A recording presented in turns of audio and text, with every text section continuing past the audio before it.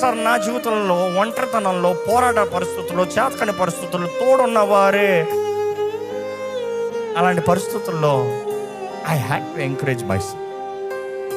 Nobody gave a word, nobody gave a piece of encouragement. In fact నిజంగా నువ్వు దేవుని జీవితంలో ఉన్నావో చూసుకో అని చెప్పారు కావాలంటే. నువ్వు స్వార్థంతో పోయే వాటి ఇట్లా జరిగింది అని చెప్పారు కావాలంటే.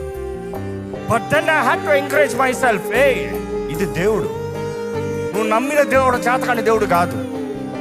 నువ్వు దేవుడిని నమ్మితే ఎలాంటి దిక్కుమాలిన చావు కాదు నీ చావు, ఎలాంటి దిక్కుమాలిన పరిస్థితి కాదు నీ బ్రతుకు.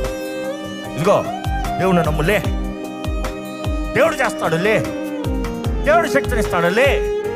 You have to speak inside.